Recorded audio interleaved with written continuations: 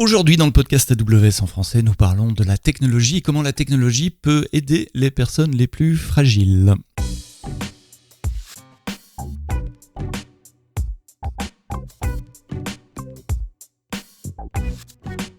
Bonjour, bienvenue dans un nouvel épisode du podcast AWS en français. Merci de nous écouter, de vous abonner toutes les semaines dans les applications de podcast, les bonnes applications de podcast, j'ai l'habitude de dire, les Deezer, Spotify, Apple Music, Google Podcast, Apple Podcast, je l'ai déjà dit je crois.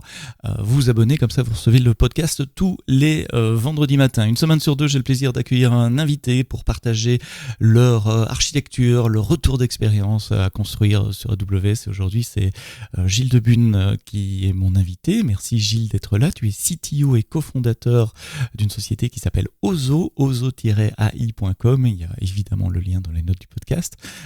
J'ai parlé de technologie pour les personnes les plus fragiles, mais dis-nous, Ozo, c'est quoi ? Bonjour, merci en tout cas pour cette invitation. Ozo, c'est une entreprise donc, qui a été créée il y a 5 ans maintenant et qui a pour vocation d'aider les personnes fragiles, comme tu l'as dit. Notre technologie est assez particulière, on utilise le son. Et on a choisi depuis le début de se dire qu'avec le son, on était capable de faire beaucoup de choses. Et ce son, on va entraîner une machine, donc un algorithme d'intelligence artificielle, à comprendre son contenu, ce qui va nous permettre de comprendre ce qui se passe. Et ça, on l'applique donc pour les personnes fragiles et en particulier les personnes âgées. Donc le cas d'usage, c'est placer un boîtier qui ressemble à une boîte d'allumettes dans une chambre, dans une pièce, écouter ce qui s'y passe, comprendre ce qui s'y passe et alerter en cas de problème. Donc, on est déployé aujourd'hui dans des EHPAD et dans des domiciles et on voit bien l'utilité de cette technologie pour prévenir en cas de problème. Il y a des personnes qui vivent seules à domicile et qui tiennent à rester à domicile. C'est parfait jusqu'au jour où il y a malheureusement une chute ou un événement un peu grave. Et dans ces cas-là, c'est important de le savoir et de prévenir au plus vite possible pour éviter des situations dramatiques. Donc c'est une version sans contact ou sans manipulation du boîtier que d'autres sociétés vendent, qu'on peut avoir au cou par exemple, qui ont un espèce de bouton d'alerte. C'est ça. Mais là c'est plus basé, plus passif dans le sens où le boîtier écoute et détecte s'il y a une situation anormale juste en fonction des bruits de l'environnement. C'est ça, c'est exactement ça. Une grande différence, c'est effectivement le côté passif, donc il n'y a pas besoin d'intervention et d'action de la part de la personne qui parfois pourrait avoir perdu connaissance, ou alors ne pas avoir les capacités cognitives ou physiques pour utiliser ce bouton-là. Dans un EHPAD, il y a des appels malades, on a tous vu les petites poires là au bord des lits, à l'hôpital. Il y a la même chose dans les EHPAD. Malheureusement, dans les EHPAD, il y a 1 personne sur 5 qui est capable d'utiliser ça en pratique. Et donc, avoir un dispositif comme ça qui soit automatique, qui n'a pas besoin d'être porté, et donc pas oublié non plus sur la table de nuit, parce que ça arrive aussi de sortir de chez soi ou de se lever le matin ou au milieu de la nuit. D'oublier son bouton d'alarme. Et d'oublier sa montre, etc. Donc d'avoir quelque chose comme ça qui se pose sur le mur, encore une fois, tout simplement collé, et qui surveille en permanence, ça garantit une surveillance un peu plus régulière et plus automatique. Ouais. Alors vous êtes à la croisée de plein de technologies différentes. Il y a de l'IoT, puisqu'il y a de l'électronique embarquée. Il y a du cloud, puisque je suppose une partie, c'est pour ça que on est dans le podcast AWS en France, il y a une partie du back-end fonctionne dans le cloud. Il y a de l'intelligence artificielle, c'est même dans le nom de la société. Exact. Tu dis détection de bruit, tu as cité un exemple de chute, c'est évidemment le premier exemple qui vient à l'esprit. Je pense que l'absence de bruit peut être un signal également. Complètement. La chute, c'était la première demande, la plus importante. Mais grâce au son, on est capable de comprendre beaucoup d'autres situations. Un appel à l'aide, tout simplement. Quelqu'un qui crie, qui appelle. On s'est aperçu également que les gens appelaient, ou avaient tendance, en tout cas, quand ils voulaient attirer l'attention, quelqu'un qui est au sol, pas forcément vocalement, étonnamment. Et donc, il y a beaucoup de gens qui, pour attirer l'attention, tambourinent, tapent répétitivement, comme ça. Un autre exemple, c'est par exemple les vomissements. Les vomissements, c'est souvent pas bon signe. Ça peut même être très très grave quand on parle de personnes handicapées. On est également dans les foyers handicap. Chez une personnalité, un vomissement, c'est peut-être une fausse route. Et disons-le, c'est peut-être gravissime parce que ça peut entraîner la mort. Donc, des dispositifs capables de repérer les vomissements, il n'y en a pas aujourd'hui. Et donc le son, en fait, est une signature très très forte. On est capable de comprendre beaucoup de choses. Et tout de suite, je veux mettre un bémol. On comprend parce qu'on analyse donc avec l'intelligence artificielle, mais il n'y a pas de surveillance, il n'y a pas d'enregistrement des sons. Donc, Le respect de la vie privée, c'est quelque chose qui a été clé depuis le début. Et donc, aucun enregistrement n'est réalisé. Tous les sons sont analysés au fil de l'eau. Et c'est grâce à cette analyse qu'on est capable de savoir s'il y a un problème. Et la seule exception, c'est dans le cas où il y a un problème, on garde le son en question et on va pouvoir l'envoyer au soignant ou à la personne qui doit intervenir pour lui donner du contexte et qu'elle sache et qu'elle soit capable de juger de la gravité de la situation. Et ça, c'est important aussi parce que dans un EHPAD, on peut être à l'autre bout de l'EHPAD en train de faire un soin. Est-ce qu'il faut tout arrêter et courir jusqu'à la chambre 12 ou est-ce qu'on ira tout à l'heure quand on viendra sur le retour? Mais c'est important, ce respect de la vie privée, je voulais en parler tout de suite. Tu devances ma question parce qu'effectivement, enfin, j'ai travaillé pendant 3 ans dans l'équipe Alexa quand on a lancé Alexa en Europe et on a été évidemment très sensibilisé à exactement ces mêmes questions parce que Alexa c'était aussi un device pour des fins d'amusement et d'entertainment, comme on dit en anglais, donc c'est pas du tout la même finalité, mais on écoute aussi, ou Alexa écoute en tout cas. Tiens, ça m'amène une question technique et peut-être rentrer dans les volets techniques aussi. Est-ce que donc les micros sont actifs en permanence évidemment, mais qu'est-ce qui est transmis au cloud? Est-ce que c'est un flux de l'ensemble de l'environnement sonore ou est-ce que le boîtier a déjà une intelligence embarquée et il ne se déclenche que sur certains événements? Voilà, est-ce qu'il y a un premier filtre qui est fait au niveau du boîtier ou est-ce que tout est analysé dans le cloud? Non, il y a un premier filtre au niveau du boîtier pour limiter la volumétrie et puis pour se concentrer sur les événements importants. Malheureusement, on peut pas mettre beaucoup d'intelligence dans ce boîtier-là, tout simplement parce que ce boîtier il doit être petit, discret, et que si on lui mettait de l'intelligence, on lui mettrait du CPU et on lui mettrait donc de la chaleur. Donc un ventilateur. Et donc un ventilateur. Et le ventilateur n'est pas notre ami. Donc en pratique, il y a peu de traitements qui sont réalisables sur site. Pardon. Et donc le traitement sur site, ce qui oblige à faire un traitement rudimentaire en fait et envoyer quelques dizaines de pourcents des sons dans le cloud. Donc c'est les sons effectivement qui vont être envoyés sur le cloud pour le traitement. Donc il y a au minimum un noise gate, comme on dit en anglais, un filtre qui s'il y a du silence, vous n'envoyez rien vers le cloud. C'est ça. Et ça se déclenche s'il y a du son, s'il y a quelque chose. Ouais. Pour comprendre l'architecture, j'aime bien souvent suivre la data, donc partir du boîtier et puis voir ce qui se passe après.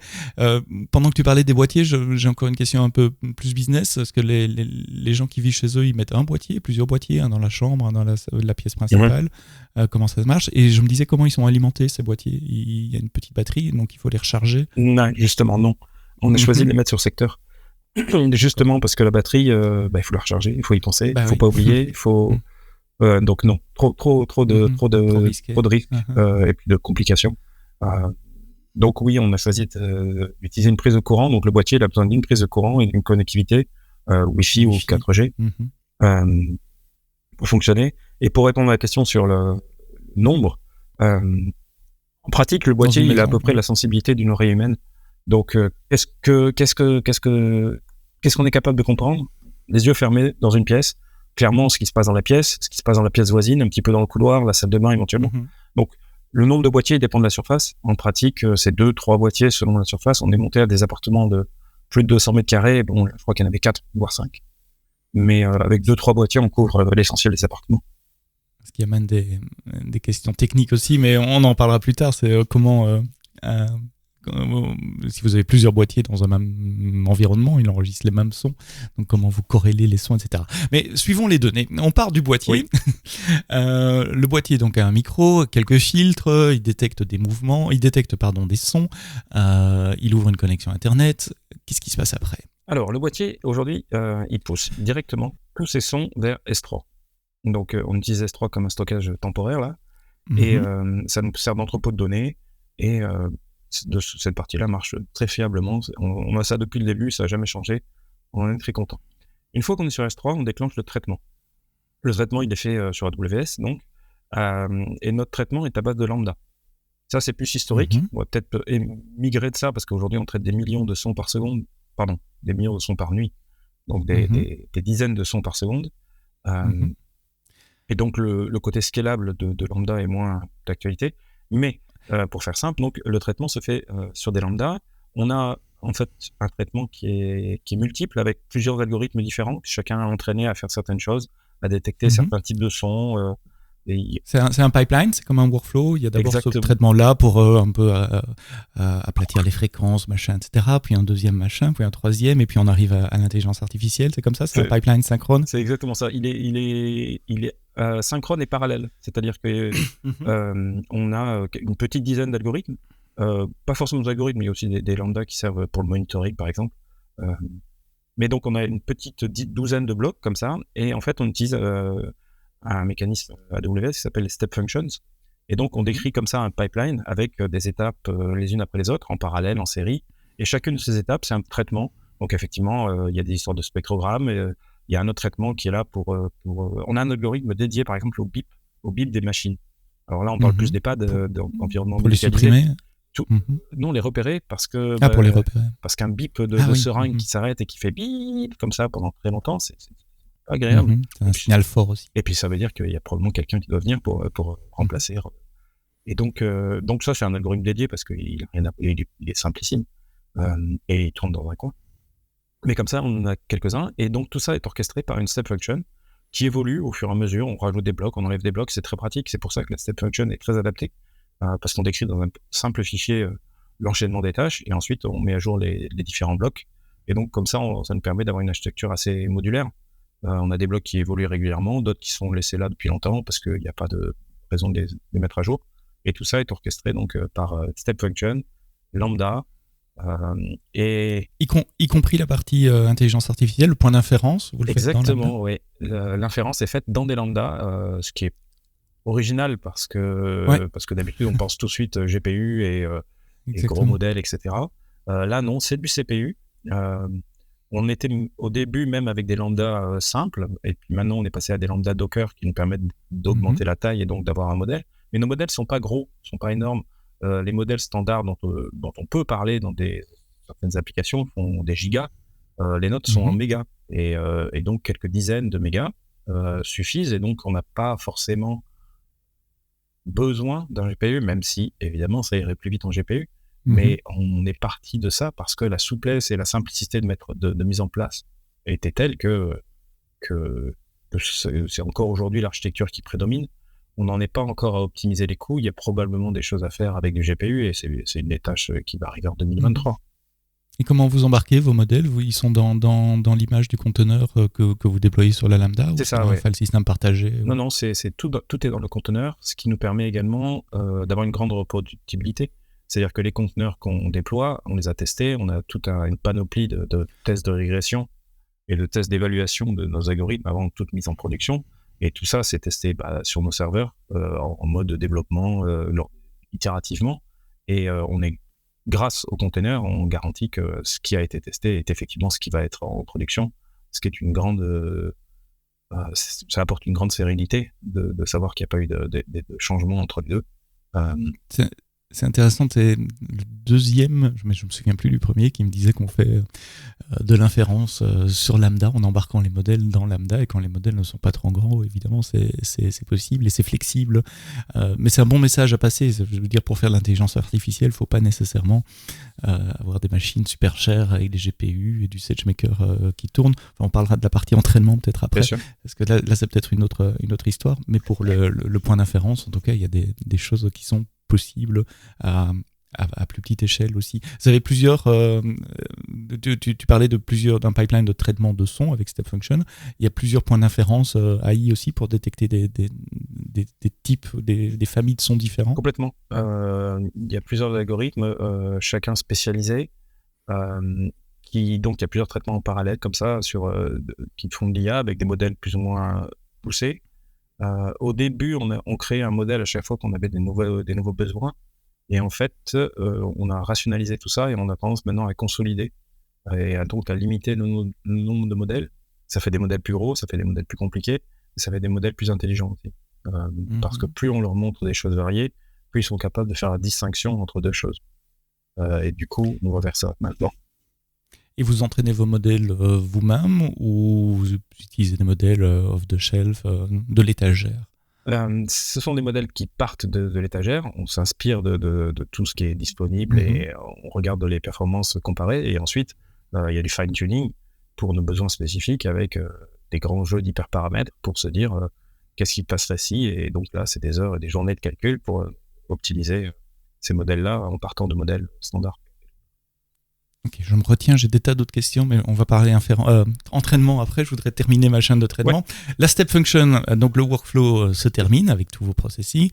Et globalement, l'output, c'est quoi? C'est un signal qui dit oui, il faut lever une alerte ou non, c'est bon, c'est business as usual. C'est un peu ça, avec un traitement, avec un output qui est un petit peu plus riche parce que donc on a gardé le son. J'imagine. On a gardé le son et on a aujourd'hui une dizaine de types d'alertes. Donc je parlais des vomissements, des chutes, des cris, des appels, etc. Donc il y a une dizaine de raisons différentes. Et c'est cet ensemble-là, donc le son et l'alerte qualifiée, qui va effectivement être redescendu. Et là, pour redescendre, on va utiliser des téléphones portables, des SMS, des appels téléphoniques, simplement en faisant de la synthèse vocale. Tout moyen, tout ce qui est bon pour joindre quelqu'un sur le terrain.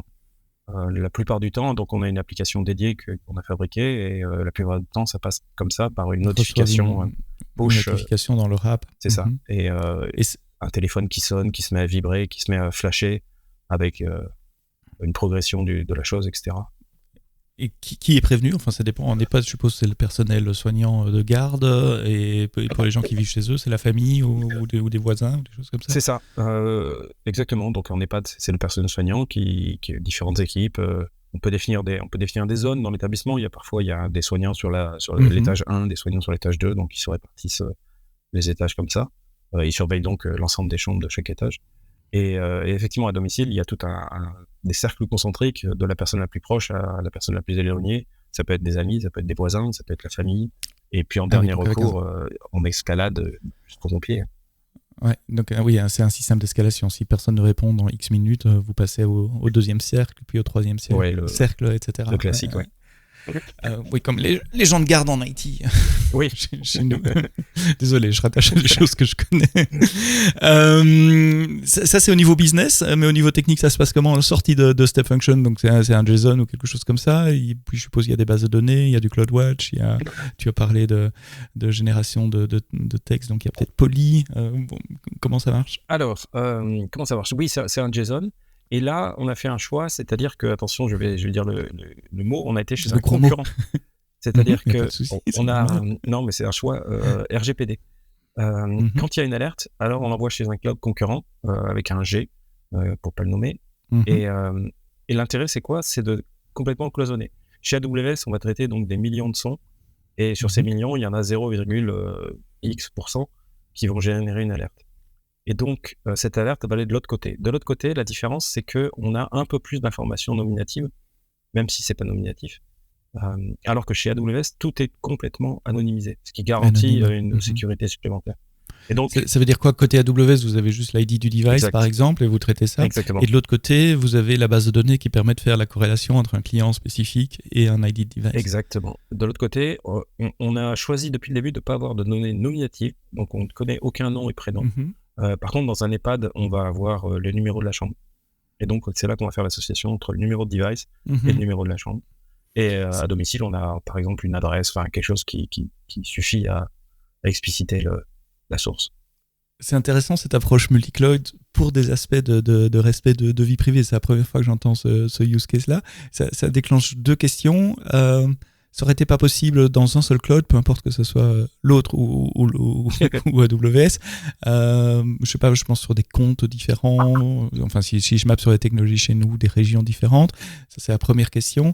Et la deuxième, quel était le déclencheur pour choisir le traitement des sons sur AWS et le traitement des données business personnelles chez Google ou inversement? Enfin voilà, comment ouais. Une question à la fois. Première. Est-ce qu'il y aurait eu moyen de faire sur un seul cloud avec le même niveau de sécurité de privacy, selon vous? Probablement, mais ça demande une expertise parce qu'il faut se tromper. C'est-à-dire que ça demande une expertise. C'est ça le problème en fait. Et il faut, voilà, ce cloisonnement, il aurait été possible, mais ça aurait été sain, avec des droits spécifiques, avec des users, des régions.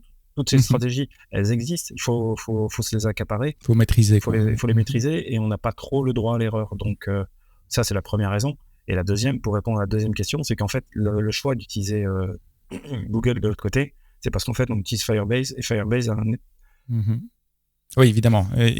Et côté Firebase, il faut un back-end Google. C'est plus simple en tout cas, et c'est ça qu'on utilise pour les notifications, parce que ça permet les notifications en temps réel. Et donc, cette technologie, je la connaissais, ça permettait de mettre en place plus simplement. Et évidemment, il y a l'équivalent côté AWS.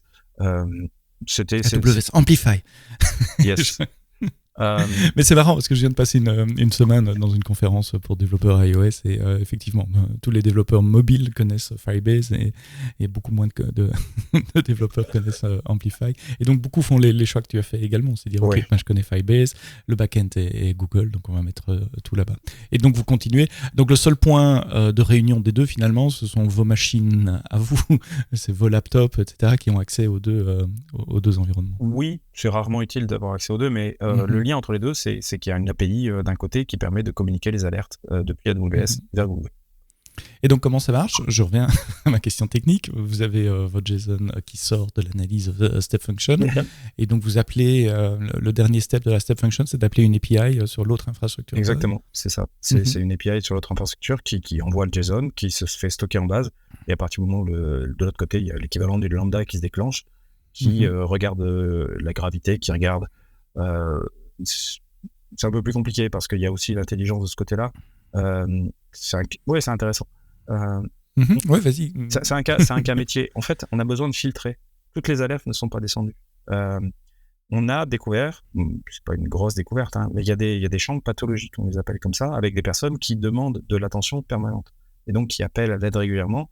Et on ne peut pas se permettre de prévenir les soignants à chaque appel.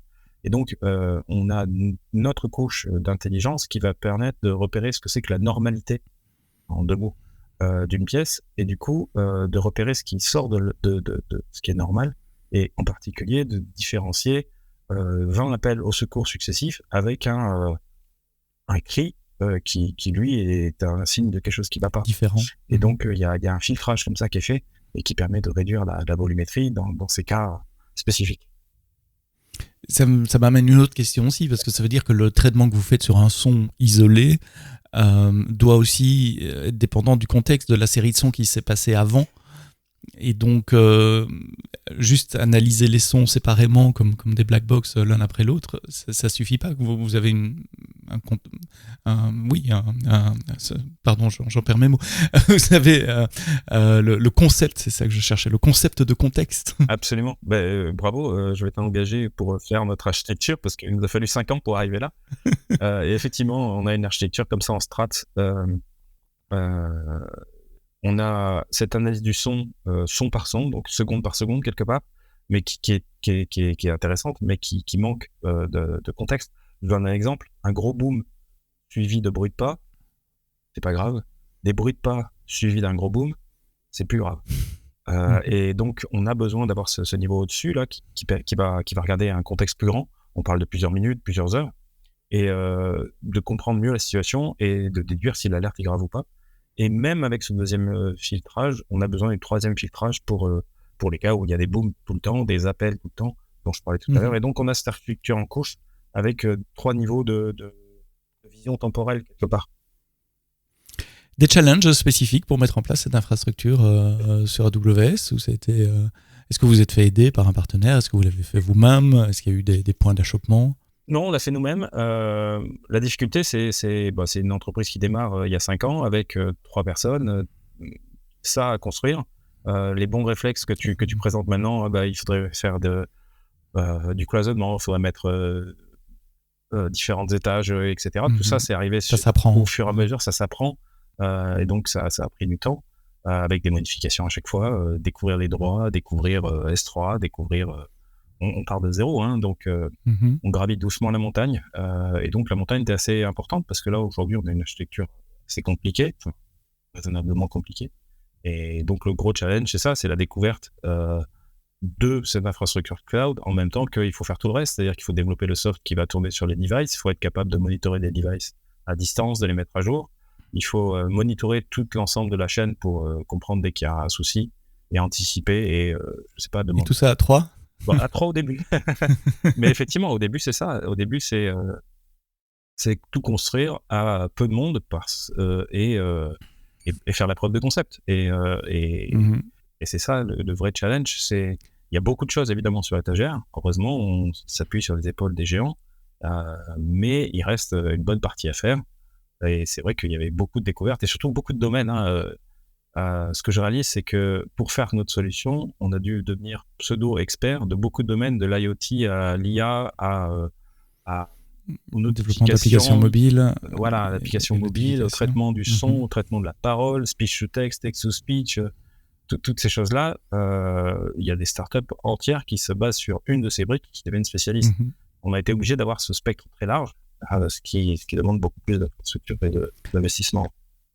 IoT, je l'avais mis dans ma liste au début, c'est bien que tu le rementionnes. Vous utilisez les services AWS ou d'autres pour manager ces devices, pour sécuriser la communication, pour mettre à jour le logiciel sur les devices? Non, aujourd'hui, on n'est pas parti sur AWS parce qu'au début, on ne l'avait peut-être pas vu dans notre radar. Donc, on est parti sur les solutions à la main et j'avoue que ce n'est pas la partie la plus achevée et efficace de notre infrastructure. On a une petite dette de ce côté-là.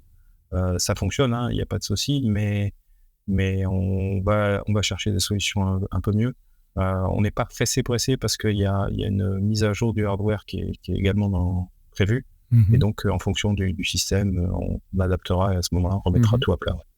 Là, vous avez dû développer les firmware également non. Je suppose qu'il y a des OS embarqués out of the shelf, mais il y a du C, du C++, des choses comme ça que vous avez dû développer? Oui, même pas. Je crois que le traitement est relativement simple. C'est du NumPy avec du Python par-dessus. Okay. Donc, c'est plutôt gentil et c'est effectivement de l'OS embarqué. Donc, on fait du SSH et on fait des modifications comme ça. Ce qui va bien pour quelques dizaines, mais là, on est à plusieurs milliers de devices. Donc, ça passe. Quand tu dis à la main, ça veut dire si vous avez des mises à jour logicielles, vous devez mettre en place aussi un pipeline qui fait les connexions SSH vers chacun des devices pour les mettre à jour? Oui, alors on utilise un soft qui fait ça. Et donc, on fait des mises à jour intégrales de la flotte, mais on se retrouve avec des problèmes d'IoT classique. Dès qu'un device est en ligne, à ce moment-là, il va falloir penser à revenir le voir et le mettre à jour dès qu'il reviendra en ligne. Toutes ces choses-là qu'on aimerait ne pas faire aussi manuellement qu'aujourd'hui. Donc, il y a des choses à faire de ce côté-là. Ouais. Ok, AWS IoT pour ta to-do list peut aider dans ce genre de choses. Ouais. On a parlé IoT, on a parlé traitement. Ah oui, l'entraînement des modèles. Donc ça, c'est un peu plus en amont. On a parlé de la chaîne à partir du moment où un son est généré jusqu'au moment où une alerte arrive sur le portable d'un soignant, par exemple. Mais pour pouvoir se faire, il faut entraîner les modèles. Comment vous avez commencé? Où est-ce que vous en êtes aujourd'hui? Je suppose que vous avez maintenant, tu parlais de millions de sons par nuit, donc vous avez une base de données qui vous permet d'entraîner, d'affiner vos modèles encore plus, mais ça n'a pas commencé comme ça. Exact. Et donc les premiers modèles, en fait, c'était des modèles standards. Donc il y a des modèles qui s'appellent YAMNet, par exemple, qui ont été entraînés sur des sons, des bases de YouTube, je crois, et qui donnent des bonnes premières performances, mais qui sont... c'est très large, c'est-à-dire qu'à l'intérieur, on va avoir des sirènes de bateau, du violon et des chants d'église, toutes choses qui nous intéressent peu, puisque c'est pas ça qu'on va retrouver dans les domiciles des personnes. Et donc, ces modèles-là, ils avaient au début 3-4 classes qui nous intéressaient, les cris, et ça a permis de démarrer l'activité. Et au début, on utilisait beaucoup le speech to text, en fait. On comprenait plus l'environnement par la parole. Et en fait, aujourd'hui, on s'aperçoit que le speech to text, c'est très, très... Bon, je vais trop loin. On a ensuite amélioré ces choses-là. Effectivement, on a récupéré des sons. On a une équipe dédiée qui vient labelliser ces sons, puisqu'il faut expliquer à la machine ce que contiennent des sons. Et donc ça, depuis... Labelliser, juste pour expliquer, enfin, c'est ce que vous faites, mais moi j'ai parlé d'Alexa avant, et tous les home assistants fonctionnent de la même façon. Il faut que des humains écoutent un pourcentage des sons et aillent écrire ce qu'ils entendent de manière à pouvoir entraîner la machine après. C'est ça. L'IA, il n'y a pas de secret. Je donne de la donnée annotée à la machine. Je lui dis, tiens, voici la vérité. Ici, il y a une porte. Ici, il y a un vomissement. Ici, il y a des bruits de pas. Débrouille-toi pour mettre en place des algorithmes et des réglages, des coefficients quelque part, pour arriver au même résultat. Et plus on lui donne d'exemples, plus les algorithmes sont capables de s'adapter, de s'améliorer, et donc d'être capables de repérer la même chose dans des sons qu'ils n'ont jamais vus. C'est ça le principe de l'IA. Et donc, c'est moi ce que j'appelle l'effet boule de neige. C'est-à-dire qu'on commence avec peu de labels, peu de sons, peu de données. On a un modèle qui n'est pas terrible. mais ce modèle est quand même mieux que le hasard et donc il permet de repérer certaines choses. Et dans les choses qu'il a fait, on peut relabelliser et on a du coup une sélection qui est un peu plus fine et on relabellise et ainsi de suite, on réentraîne et à force de faire cet algorithme-là, on est capable de finalement avoir quelque chose qui détecte 9 fois sur 10 la bonne chose et dans les 9 fois sur 10, on va lui remontrer les 10 exemples pour qu'il fasse la différence entre les 5 bons et les 5 mauvais et il arrivera à 91, à 92 et c'est comme ça qu'on va tenter le 100% de réussite. Et vous continuez à labelliser maintenant oui, un pourcentage des samples de plus en plus. De plus en plus, en fait, c'est vraiment le nerf de la guerre. C'est ça la mine d'or sur laquelle on vient creuser. C'est effectivement tous ces sons et leur grande diversité. Labelliser, c'est fait en permanence pour améliorer les choses. Alors évidemment, la télévision, par exemple, qui était un de nos premiers adversaires, la télévision, il faut le repérer, il faut l'isoler, il faut l'ignorer parce qu'une chute à la télévision au secours dans un film d'action, c'est pas très intéressant. Mais la télévision, on en a des millions d'heures. Donc ça va. On est à 90 plus. Oui, donc le labelliser, c'est aussi labelliser des choses qu'il ne faut pas détecter. C'est pas juste dire mais ça, c'est une chute qu'il faut ramener. Mais ça, c'est une chute qu'il ne faut pas écouter. Ah oui. De toute façon, dans notre cas d'usage, il y a très très très très faible pourcentage des sons qui sont importants et utiles. Et donc la vraie difficulté, c'est de ne pas faire de faux positifs. C'est de ne pas prévenir les soignants parce qu'une chaise est tombée. Bon, une chaise, ça se discute parce que si la chaise est tombée, c'est souvent pas bon signe. Mais un tiroir qui se ferme, par exemple. Tiens, un autre exemple, quand on a découvert le domicile, on n'avait jamais vu de porte de micro-ondes. Ça fait un bruit très très spécifique qui est assez sec et on n'avait jamais entendu ça et donc au début ces sons étaient considérés comme graves. Bon, il a fallu encore une fois s'adapter, labelliser et faire comprendre à la machine que non, ça c'est des portes de micro-ondes, ça peut être fini. Techniquement, vous avez dû développer une interface pour les collaborateurs qui labellisent, pour qu'ils puissent écouter le son, rentrer le résultat, faire next et aussi déclencher un workflow après pour utiliser la donnée et dans un format que l'algorithme peut comprendre. Absolument, exactement ça. Ces outils, ils n'existent pas sur étagère, on est dans un cas très spécifique. Quel label utiliser? Est-ce qu'il faut faire la différence entre la porte de tiroir et la porte de placard? Tout ça, c'est des choses qu'on a appris sur le tas. Et donc, oui, on a développé des interfaces qui utilisent des technos web pour permettre à notre équipe, qui peut être partout en France, de travailler à distance et d'être capable de donner ces informations dans le bon format avec effectivement tout un workflow. Dès qu'un son est labellisé, on rajoute, ça repart et puis le modèle va être réentraîné quelques heures ou quelques jours plus tard avec les nouveaux labels produits. On va valider que les performances ne se dégradent pas sur notre test set. Donc vous faites des tests de régression sur le modèle basé sur comparer avec les modèles de la génération d'avant et voir si vous avez des taux de détection meilleurs ou inférieurs. Exactement, on est obligé de faire ça pour garantir que le modèle progresse dans la bonne direction. On complexifie nos cas d'usage, évidemment, on a de plus en plus de choses qu'on veut repérer, donc on rend la tâche plus difficile au modèle, on lui donne des sons qu'il n'a jamais vus ou des sons très spécifiques, donc il perd en performance, forcément, puisque il les connaît pas. Et ensuite, on compense en venant lui donner des nouveaux labels et on espère que on va finir par compenser cette nouveauté et qu'il va apprendre, on valide qu'il apprend bien sur ces nouveaux sons, tout en étant aussi bon sur les sons qu'il connaissait déjà avant. Donc, que le modèle va strictement croissant quelque part.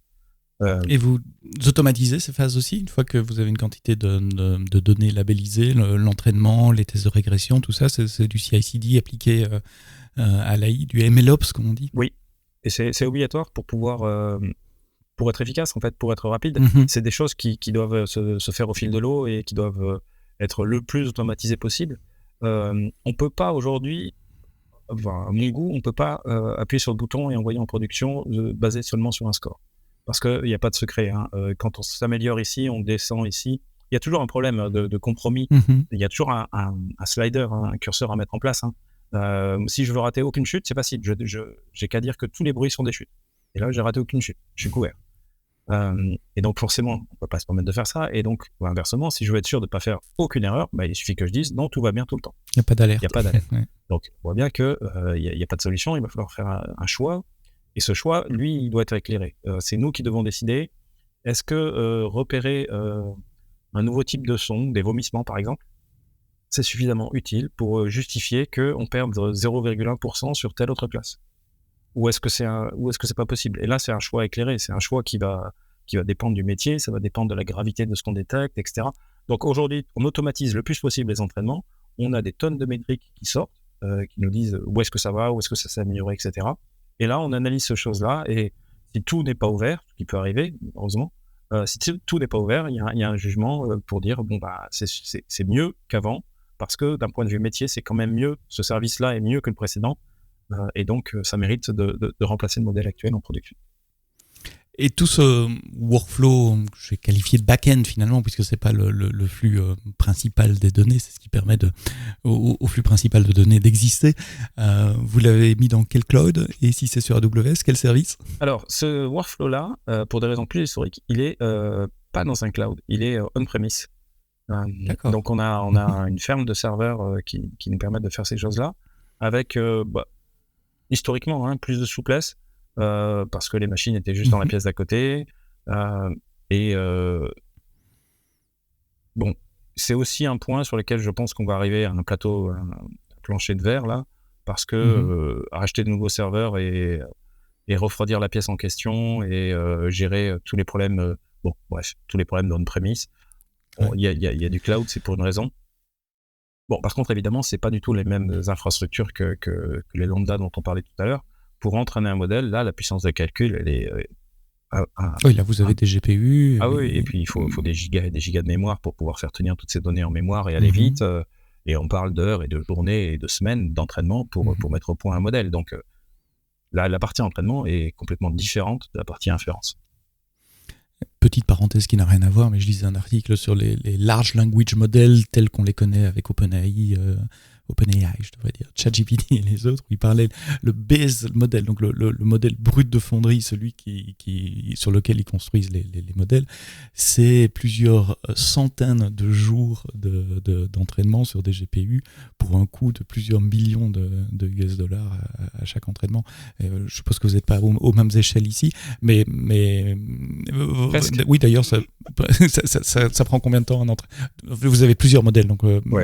Mais disons que si vous voulez le modèle typique, moyen ou le plus complexe, ça prend combien de temps pour l'entraîner? Et on parle de quel volume de données pour l'entraîner? Alors oui, il y a plusieurs modèles, plus ou moins compliqués. Et puis il y a deux types d'entraînement en machine learning. Il y a l'entraînement incrémental, c'est-à-dire qu'on a un modèle, il a des coefficients, il a des couches, il est bien défini, et on lui donne des nouvelles données et on lui demande de se mettre à jour et de s'adapter. Cet entraînement-là, pour nous, il est rapide, c'est de l'ordre de quelques heures, peut-être maximum une journée ou deux.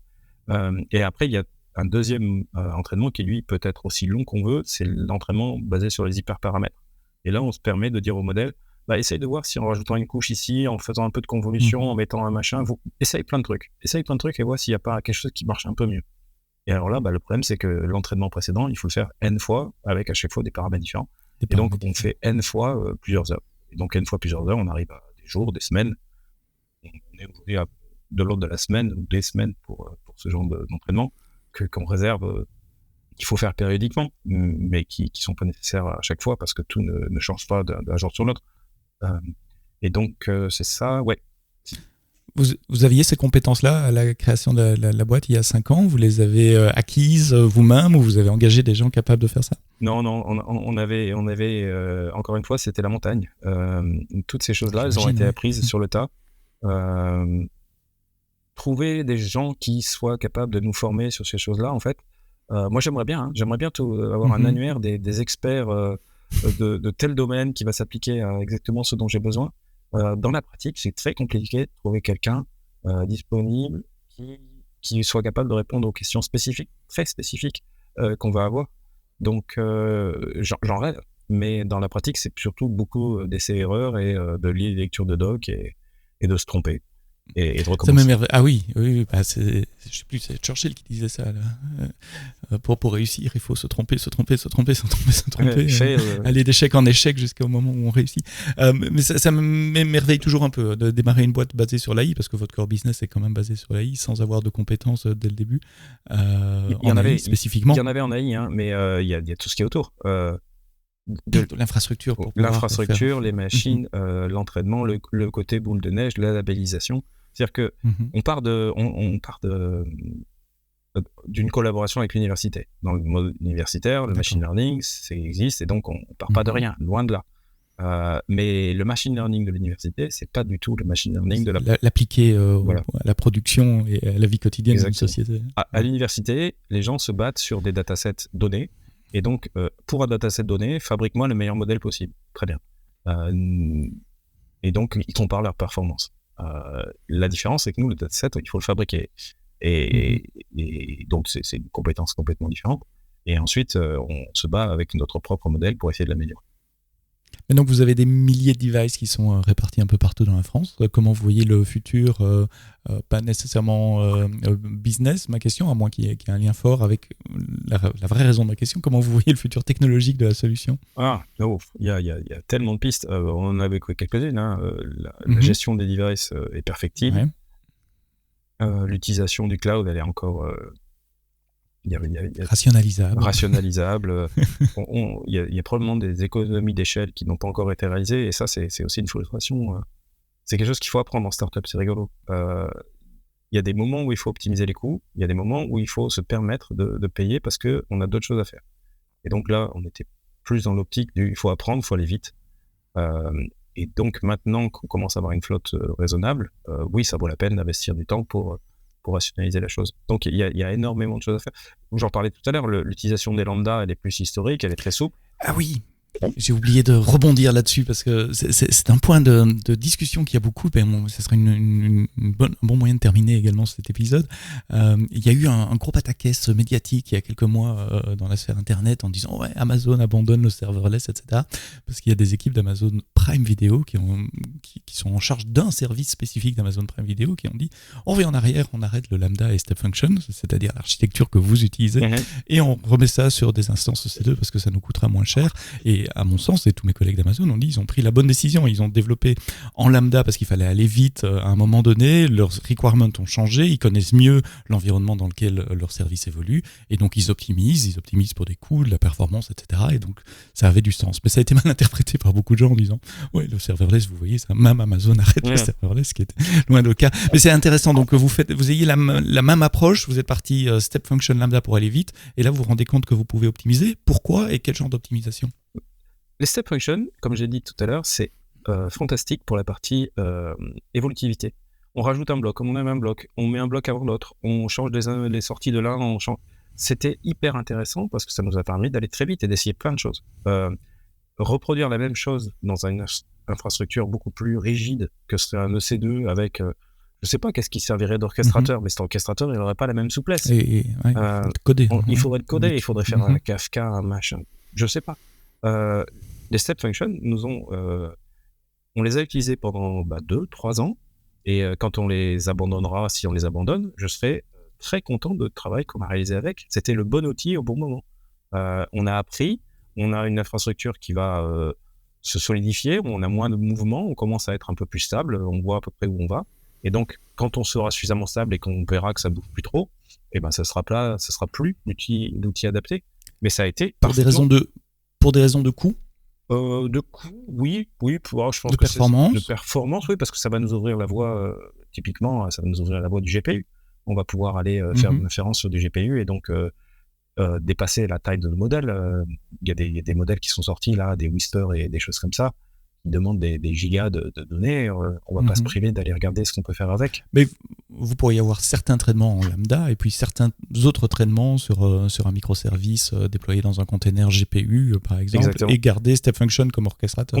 Complètement. Step Function a l'avantage de pouvoir appeler, d'être agnostique et de pouvoir appeler du EC2 et ou de la lambda. Et donc, effectivement, pour la migration, ça sera sûrement comme ça, avec une étape sur un EC2 GPU qui nous permettra de valider la chose. Et on sera encore une fois très content de pouvoir faire ça de façon très simple. Ouais, et de pouvoir expérimenter et réarchitecturer en fonction des connaissances que vous avez de vos besoins, qui sont forcément différents de ce que c'était il y a 5 ans. Conversation super intéressante sur le serverless, Lambda Step Function, sur l'utilisation de l'AI dans le serverless notamment, sur l'entraînement des modèles AI, sur une certaine hybridation multi-cloud on-prem que je trouvais assez intéressante et originale aussi, pour des bonnes raisons, enfin, de répartir ces workloads sur plusieurs types d'environnements. Merci Gilles d'avoir partagé tout cela avec nous. Gilles Debune, qui est CTO et cofondateur de ozo-ai.com, qui met la technologie à disposition des personnes ou pour protéger les personnes les plus fragiles. Merci d'avoir écouté le podcast AWS en français jusqu'au bout. Rendez-vous la semaine prochaine pour un prochain épisode, et d'ici là, quoi que vous codiez, codez-le bien.